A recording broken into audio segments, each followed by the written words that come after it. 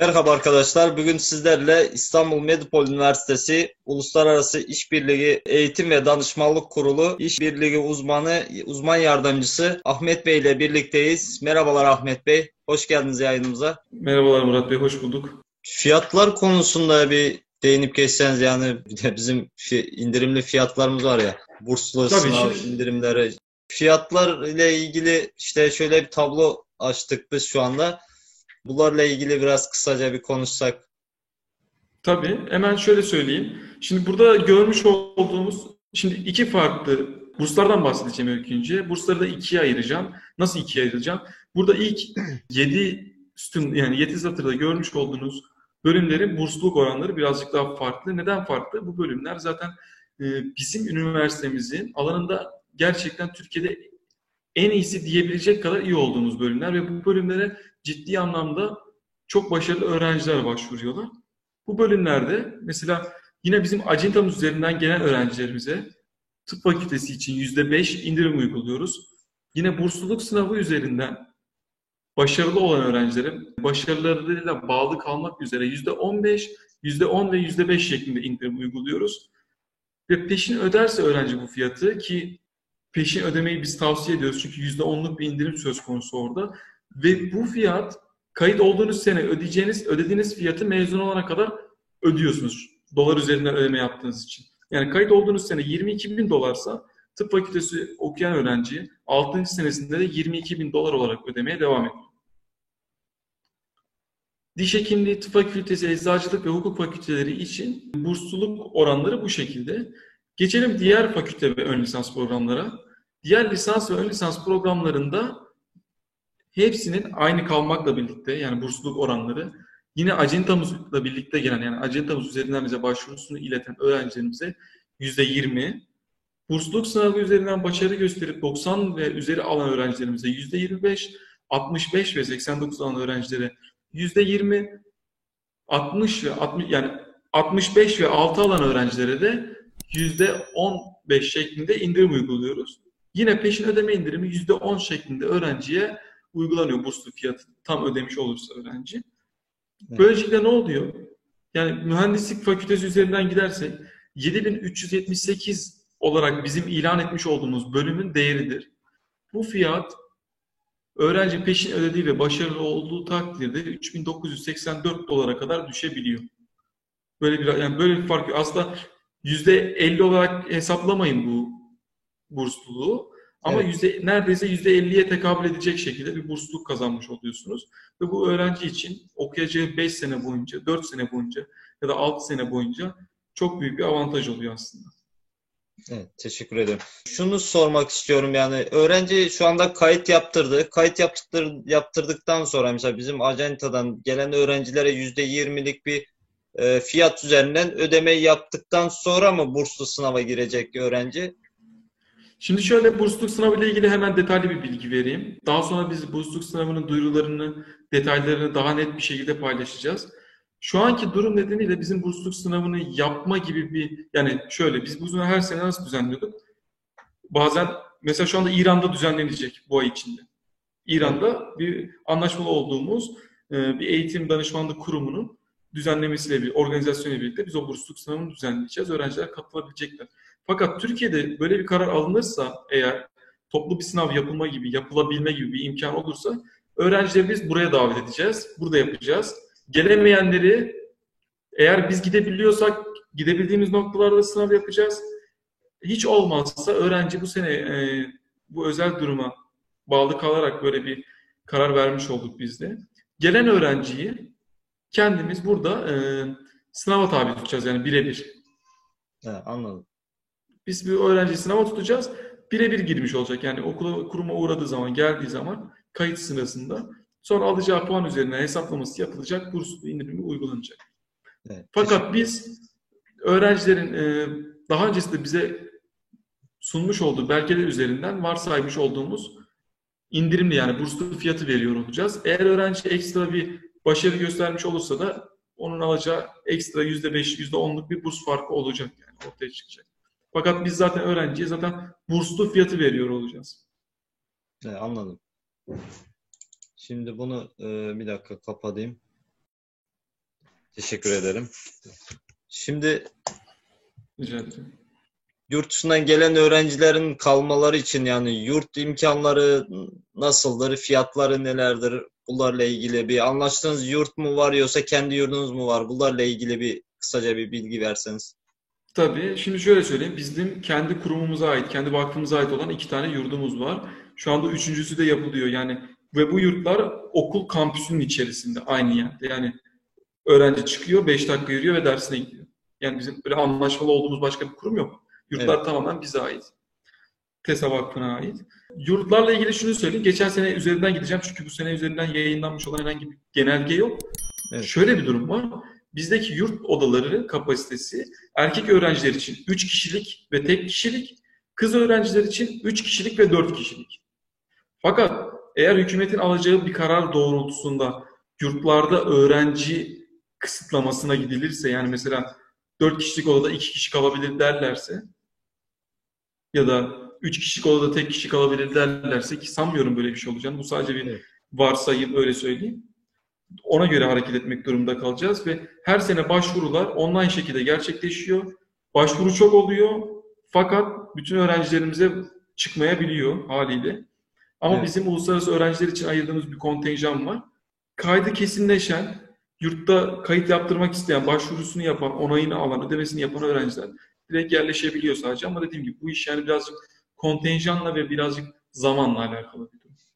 Fiyatlara gelecek olursak da erkek öğrencilerde tek kişilik yurt oda fiyatı 21.000 TL Türk lirası üzerinden. evet. 21.000 TL bir yıl için geçerli bu. Bir akademik yıl için geçerlidir. 3 kişilik odaların fiyatları da 11.000 TL olarak ilan edilmişti geçen sene. Fakat bu sene değişecek. Enflasyona göre bir zam artışı bekleniyor yurt Evet. fiyatlarında da. Kız öğrencilerde de şöyle 11.000 3 kişilik odaydı. 10.000 bir küsurat var, çok önemli değil. 10.000 küsür TL'de 4 kişilik oda için belirlenen fiyattı. Bu sene de yine o da aynı şekilde artış gösterecek. Ödemeler konusunda şöyle söyleyeyim. Ödemeyi dilerse öğrenci 9 taksit yapabilir kredi kartıyla. İsterse 10 taksit yapabilir anlaşıp bir banka ile. İsterse peşin ödeyebilir. Peşin öderse %5 indirim alabilir. Evet. Bu şekilde gerçekleşiyor ödeme şekilleri. Tamam, teşekkür ederim. Rica ederim. Ödeme süreciyle ilgili bir şey söyleyeceğim. Biz Tamam. öğrencilerimizin onayını verdikten sonra öğrencilerimize bir tane offer letter gönderiyoruz. Bu offer letter yani teklif mektubu oluyor. Teklif mektubu ve anlaşma gibi düşünün bunu. Öğrenci bu mektubu aldıktan sonra onun üzerinde yazan şartları okuyup inceliyor. Bu resmi bir anlaşmadır. Öğrenci bunu imzalayarak kendisi tarıyor ve ödemiş olduğu tutarın dekontu ile bize geri iletiyor. Biz de öğrencinin hemen kaydını açmış oluyoruz. Bizim peki bu offer letter ile ilgili birlikte göndereceğimiz bir belge daha olacak. Herkese değil ama ihtiyacı olan öğrencilere, yani şöyle ihtiyacı olan öğrencilere, hükümet tarafından ihtiyaç haline getirilmiş olan öğrencilere şu proforma fatura, Evet. şöyle elimde göstereceğim. Bunun bir örneğini bilgisayardan da iletiyor olurum ben size. Bu proforma fatura eğer banka aracılığıyla ödeyecek öğrencilerimiz varsa, Türkmenistan, mesela Türkmenistan'dan gelecek bir öğrenci Evet. banka aracılığıyla ödeyecekse, bu proforma faturayı da ibraz ederek ödemesini yapabilir diye düşünüyorum. Biz böyle bir şey hazırladık bu öğrencilere yönelik. Umarım ilgili bankalar da bunu kabul edecektir diye düşünüyorum. Bu süreçte biz öğrencilerin yani ödeme konusunda da yardımcı oluyoruz onlara. Banka bilgilerini atıyor olacağız zaten. Offer letter'da yazıyor olacak bunların hepsi. Bu ekstra proforma faturayı da yani talep eden öğrencilere gönderebiliyor olacağız. Öyle söyleyeyim. Evet, teşekkür ederim. Çok iyi oldu o bilgiyi Rica ederim. aldığımız. Türkmenistan'dan çünkü ödeme yapmak isteyen öğrencilerimiz bulunuyor. Memleketlerden ödeme yapmak isteyen. Onlar için işte gereken evrakları sizden alabiliyoruz. Tabii Teşekkür biz 2 ederim. evrak veriyor olacağız yani öğrenciye. Bir teklif mektubu, bir de proforma fatura. İsteyene yani proforma fatura diyor. Evet, Rica teşekkür. ederim. Bir şey daha ekleyeyim. Bu işlem sonunda da öğrenciye biz kabul mektubu veriyoruz.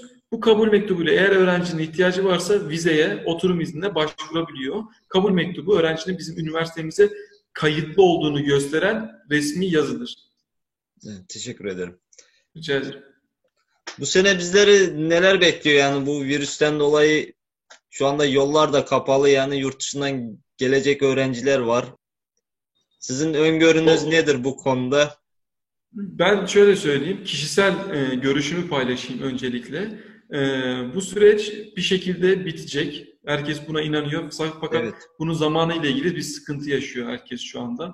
Kesin bir tarih vermek gerçekten çok zor ama benim Türkiye için öngördüğüm, yolların açılmasını bilemeyeceğim ama Türkiye kendi içinde Eylül-Ekim aylarına doğru kontrollü bir şekilde normal hayata geçiş yapıyor olacak.